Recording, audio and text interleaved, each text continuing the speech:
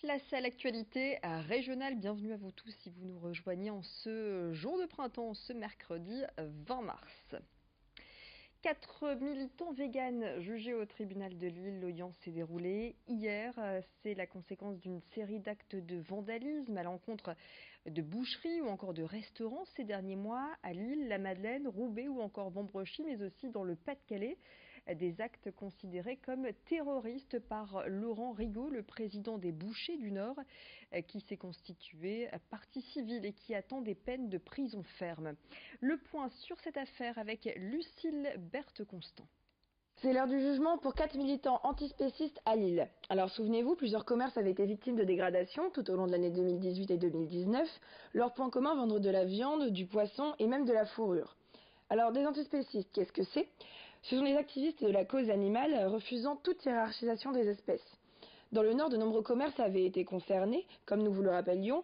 Le restaurant Canard Street de la rue de Béthune à Lille avait été vandalisé à 2 reprises, les façades explosées, des tags inscrits en juin 2018 et janvier 2019. Stop spécisme, pouvait-on lire sur la devanture. Même chose pour une poissonnerie de la rue Gambetta et aussi une boucherie de la rue Escarmoise en mai 2018. Alors l'audience qui s'est ouverte ce mardi 19 mars concerne 4 militants véganes accusés de s'en être pris à une quinzaine de commerces depuis la fin décembre.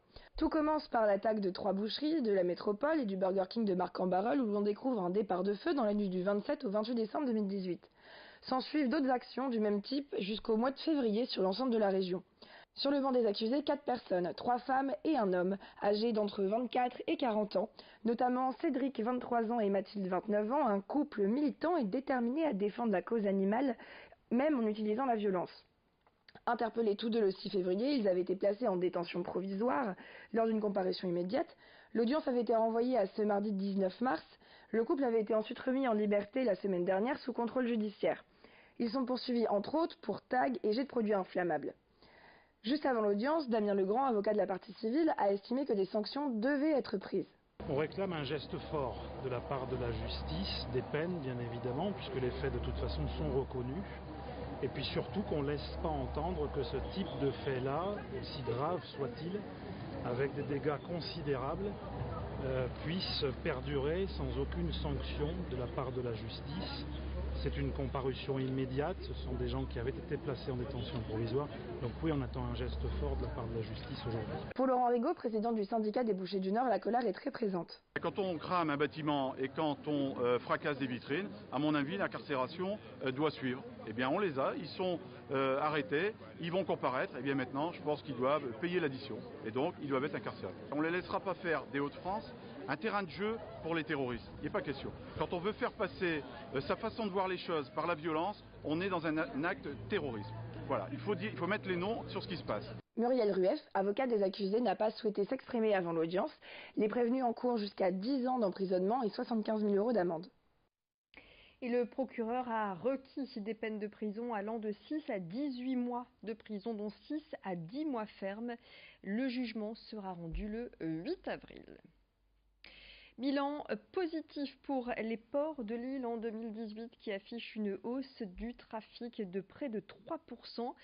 Tout confondu, voies ferroviaires, trafic fluvial et trafic routier, près de 8 millions de tonnes de marchandises y ont transité. Après l'année 2006, c'est la meilleure année de productivité pour les ports de Lille. Un bilan en 2018 en hausse et des projets nombreux en 2019, notamment l'agrandissement du port de Sante qui devrait permettre d'accentuer le fret dans le secteur agroalimentaire. Et puis les dirigeants misent toujours sur le futur projet de canal Seine-Nord dont la construction devrait débuter en 2020. Les explications de Philippe Audin, président de la CCI Hauts-de-France. L'année 2018, c'était une bonne année de transition par rapport à nos objectifs. Nos objectifs, c'est 1, développer l'entreprise portuaire, 2, servir la ville. Au niveau du développement, nous avons traité 8 millions de tonnes. 8 millions de tonnes de marchandises, c'est considérable. C'est une évolution qui est très forte tous les ans et qui va, je l'espère, nous amener à un avenir assez radieux. Et le deuxième point, c'est notre utilité à la ville. D'abord, Lille est une ville portuaire, on n'en parle jamais assez, mais un port dans une métropole, c'est très important parce que ça peut desservir l'ensemble de la métropole, d'une part, et ensuite, ça sert le développement durable. Puisque sur les 8 millions de tonnes dont je vous parlais, 30% aujourd'hui arrivent ou par le fret directement sur site ou par la voie fluviale. Vous l'avez peut-être remarqué, il faut parfois faire plusieurs pharmacies pour trouver ces médicaments. C'est la conséquence d'un phénomène mondial et d'une pénurie à laquelle sont confrontées les officines. L'une des raisons, c'est le fait que les laboratoires et les grossistes, une fois leur quota français écoulé, vendent leurs médicaments à l'étranger et donc plus cher.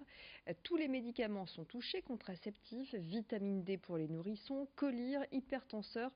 La solution, ce sont les génériques quand il y en a.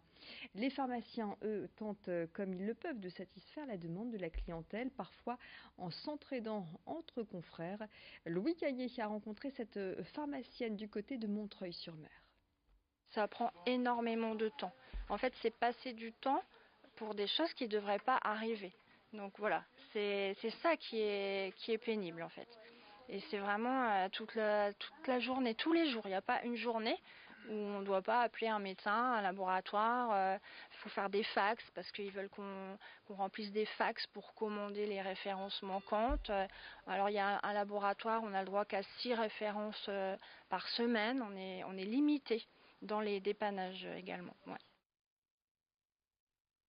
Demain, jeudi 21 mars, ce sera la journée mondiale de la trisomie 21. L'occasion pour la rédaction de vous présenter Hugo, âgé de 5 ans. Il est scolarisé à l'école de son quartier, comme tous les enfants. Une inclusion réussie grâce à un personnel enseignant et à la présence d'un AVS, un auxiliaire de vie scolaire. On vous fera rencontrer, découvrir le portrait d'Hugo dans le prochain quart d'heure et ce sera dans votre édition locale à l'occasion de cette journée mondiale de la trisomie 21. D'ici là, ne ratez pas les prévisions météo, la tendance pour ces prochaines heures dans le Nord et dans le Pas-de-Calais.